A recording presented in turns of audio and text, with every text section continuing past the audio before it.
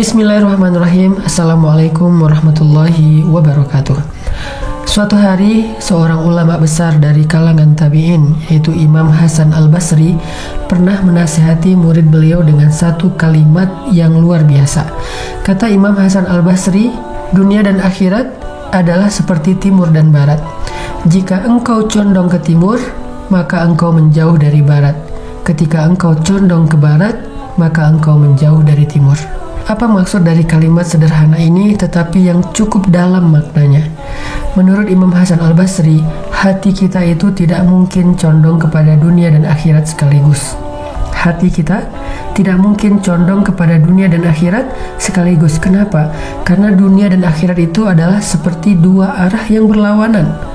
Dalam urusan hati, bukan dalam urusan zahir. Karena dalam urusan zahir, kita bisa meraih akhirat dan dunia sekaligus. Seperti orang yang bersedekah, dia bisa mendapatkan pahala di dunia dan bisa mendapatkan pahala di akhirat. Pahala di dunia, hartanya bertambah. Pahala di akhirat, Allah akan masukkan dia ke dalam surga. Itu dalam urusan zahir. Tapi dalam urusan hati, yaitu mencintai, tertarik, siapa yang lebih menggairahkan, siapa yang lebih nyaman dirasakan di dalam hati, itu nggak bisa dua-duanya.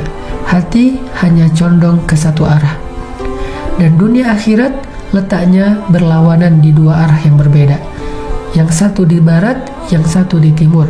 Sehingga ketika hati kita mulai condong ke dunia, mulai tertarik dengan urusan-urusan duniawi, mulai habis-habisan passionnya, kemudian rasa yang kuatnya diberikan untuk hal-hal yang sifatnya duniawi, di saat yang sama dia mulai merasa gersang tentang hal-hal ukhrawi. Dia mulai lalai dari hal-hal yang sifatnya ukhrawi. Dia mulai enggan tentang hal-hal yang ukhrawi. Dia merasa nggak tertarik dengan hal-hal yang ukhrawi. Itulah hati.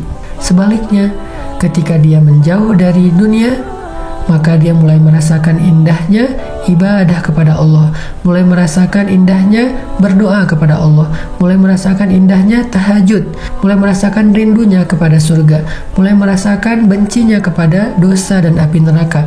Itu rasa terbangun dengan sendirinya ketika dia condong ke salah satu arah. Sekarang kita tanyakan pada diri kita masing-masing, rasa apa yang paling kuat yang kita rasakan di dalam hati tentang dunia dan akhirat? Apa yang membuat kita tiba-tiba bergairah saat mendengar sebuah tawaran? Ada orang yang menawarkan, maukah engkau aku tawarkan satu perniagaan yang kamu keuntungannya sekian?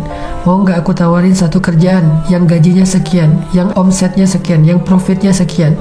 Apa perasaan di hati kita? Apakah tiba-tiba kita bergairah yang luar biasa?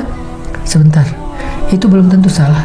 Tapi coba sekarang bandingkan ketika ada tawaran dari Allah yang urusannya adalah urusan akhirat.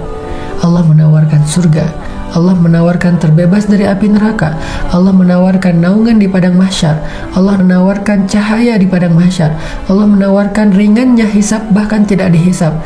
Apakah kita punya rasa gairah yang lebih besar daripada yang pertama? Atau ternyata hampir tidak ada gairah? Maka di situ ada jawaban. Istafti qalbak, kata Nabi. Tanya ke hatimu. Ternyata hati itu akan mengatakan, aku lebih condong kepada dunia daripada akhirat. Sehingga siapapun yang hatinya lebih condong kepada dunia daripada akhirat, maka dia termasuk orang-orang yang punya penyakit hati, wahan, hubbud dunia. Penyakit itu adalah awal dari kelemahannya. Ini yang harus kita coba introspeksi di bulan Ramadan. Kita coba banding-bandingkan mana yang lebih menggairahkan di hati kita, urusan dunia dengan akhirat, urusan kerjaan, urusan karir, urusan ketenaran, urusan sosial media, urusan entertain, urusan teman-teman dan geng kita, atau urusan Allah, urusan Rasul, urusan agama, urusan ibadah, urusan dakwah, urusan surga dan neraka. Mana yang lebih menggairahkan di dalam hati kita, teman-teman? Sehingga Imam Al-Ghazali mengatakan, dasarnya ilmu adalah mencintai akhirat lebih daripada dunia. Siapapun yang mencintai dunia lebih daripada akhirat, maka sulit bagi dia mengerti ilmu Al-Quran, hadis, syariah, dan yang lain-lainnya. Allah Subhanahu wa ta'ala berfirman, kalla bal tuhibbunal ajilah wa tadharunal akhirah. Sungguh kalian mencintai dunia sehingga kalian mengabaikan akhirat. Gak mungkin mencintai dunia dan mencintai akhirat, tapi mungkin meraih dunia dan akhirat, tapi mencintai dunia dan akhirat sekaligus. Bukan seperti itu sunnatullahnya. Makanya bagaimana cara supaya akhirat ada di hati kita, tapi dunia ada di genggaman kita. Kita boleh menggenggam dunia dengan erat, tapi kita tidak boleh meletakkan dunia itu di dalam hati. Walaupun 1 rupiah kita letakkan dunia di dalam hati, maka itu akan menjadi penyebab dari kelemahan dan masalah hidup kita. Tapi walaupun miliaran rupiah kita letakkan di genggaman kita, maka itu mudah-mudahan akan menjadi kebaikan. Permasalahannya adalah dunia itu di genggaman atau di hati. Barakallahu fikum.